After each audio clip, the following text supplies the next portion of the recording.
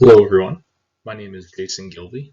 Today I'll be presenting a case for you for nutrition across the lifespan of a 14-year-old female with childhood obesity. Jane, a 14-year-old female, has been referred by her primary care provider for supplemental help with weight management. Jane has two younger siblings, and all of them live with their mother and father. Her parents state that they will run out of money allocated for food before the end of the month. They often go out to eat and buy prepared food to save time.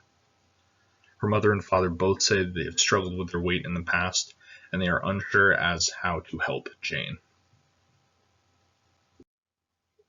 So some past medical history and family history.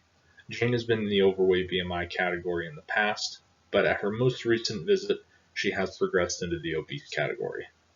Her weight has been steadily increasing by about 10 to 15 pounds each year for the last 6 years.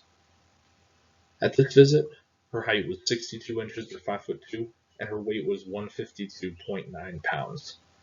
This puts her in the 96th percentile for weight versus age. Her mother has a past medical history of obesity and also has hyperlipidemia or high cholesterol. And her father, who is also obese, has a history for type 2 diabetes. Risk factors for childhood obesity include parental obesity, proportion of adipose tissue, high birth weight, and the amount of television watched at an early age.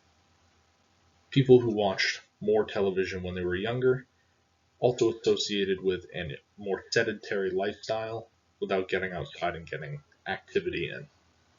Children who are overweight or obese are at higher risk of developing diabetes, glucose intolerance, and having unhealthy eating habits. When Jane came in, she brought with her a 3-day food diary she had taken of the 3 days leading up to her appointment. When this was analyzed, it was found her average intake was about 3,200 calories, which is a substantial amount more than the recommended daily intake of 2,000 calories. She was also consistently eating over 3 grams of sodium every day.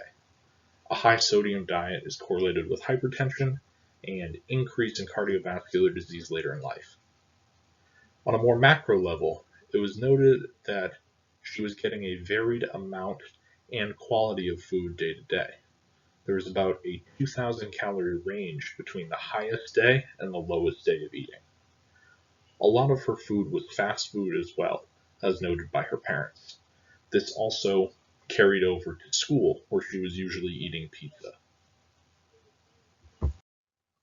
Some goals we have put together for Jane include lowering her overall caloric consumption, improving the quality of food in her diet, exploring supplemental programs for food aid for her family, implementing an exercise program, and increasing her daily water intake. We do have some lab results from her most recent visit, and in this we can see that both her LDL, low density lipoprotein, and her fasting glucose are high. She is in the prediabetic category for her fasting glucose. As mentioned before, her mother has high cholesterol and her father has type 2 diabetes, so this could be from a result of her diet or it could be a genetic problem as well. Areas and actions to improve.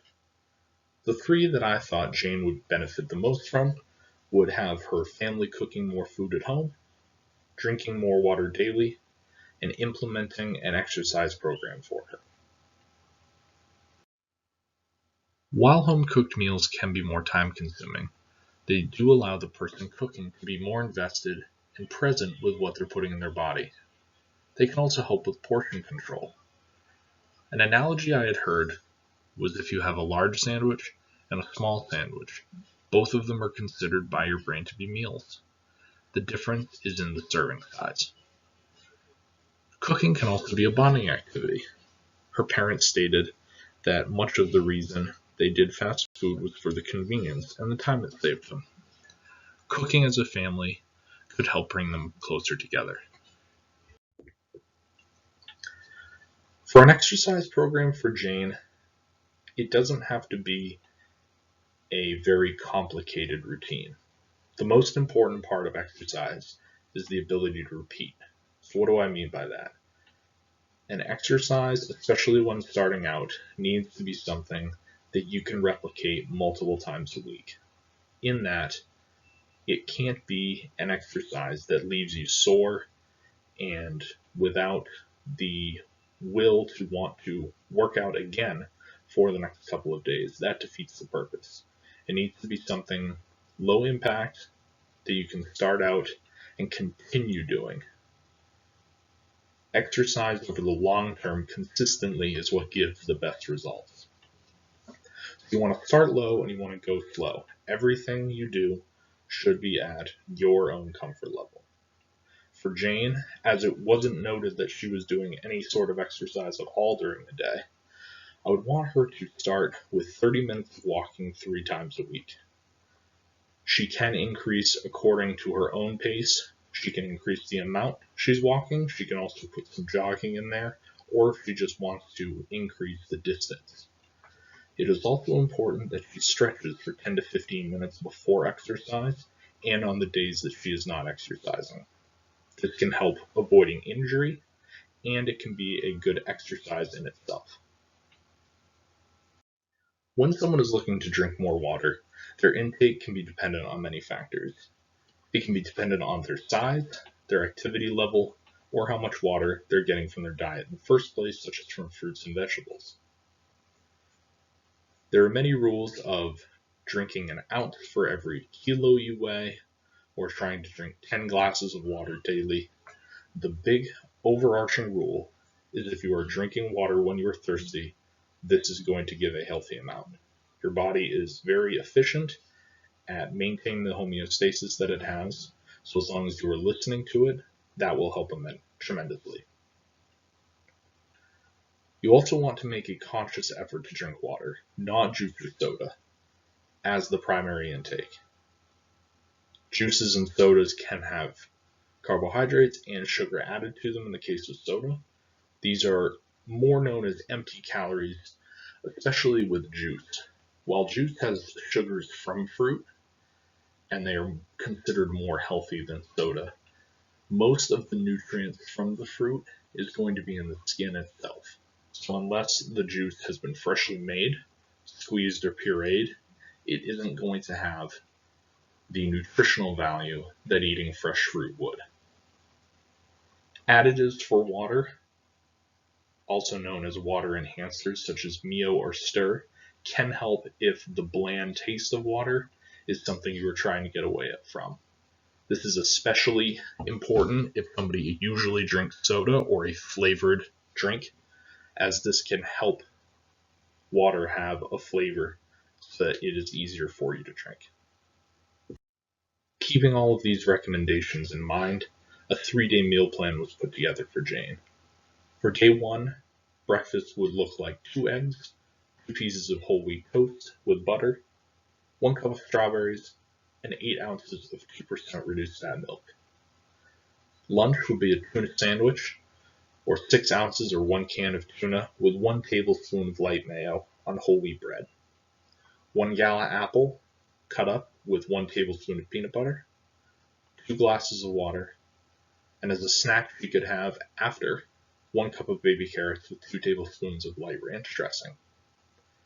For dinner, we could do 4 ounces of baked chicken, 1 cup of steamed mixed vegetables, 1 slice of Italian bread, and 8 ounces of reduced fat milk.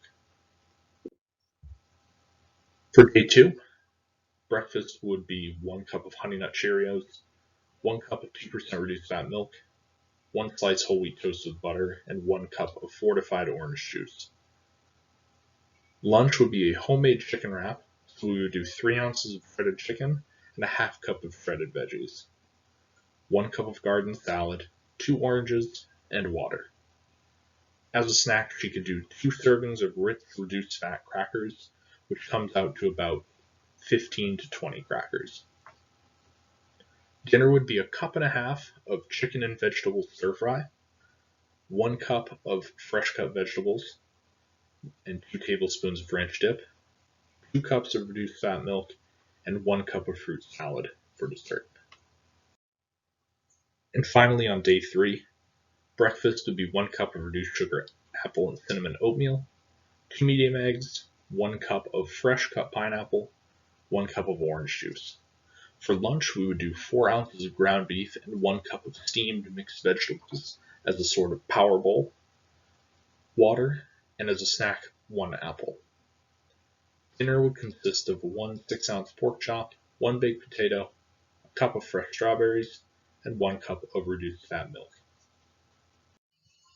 An important thing to note is that when Jane came in with her parents, they made a point of saying that they didn't think the money that they had budgeted for food was going to reach the end of the month. Going over the meal plan previously, this could be seen as more cost prohibitive than the meals she was currently having. However, there are some programs that exist to help with this. Most notably, the SNAP program. The SNAP program is a program that is run by the federal government offering supplemental aid for the purchasing of groceries, as well as resources through the SNAP Ed program for cooking healthier foods and improving overall nutrition. These would be able to help bridge the gap between the family's budget and bringing them more towards a healthier meal plan. Changes in her diet would also have an impact on cost. With her eating a substantial amount of fast food, what you're paying for with that is the convenience. When you're cooking at home, or if you have things that do not require preparation by someone else, you are able to cut out that cost. So, changing over to a diet that is mostly consisting of cooking at home would have a positive impact on overall financial health. One of the things that would happen at her next wellness appointment is we want to get her family set up on the SNAP program and get them receiving those benefits as soon as possible. And here are my references. Thank you guys so much for listening.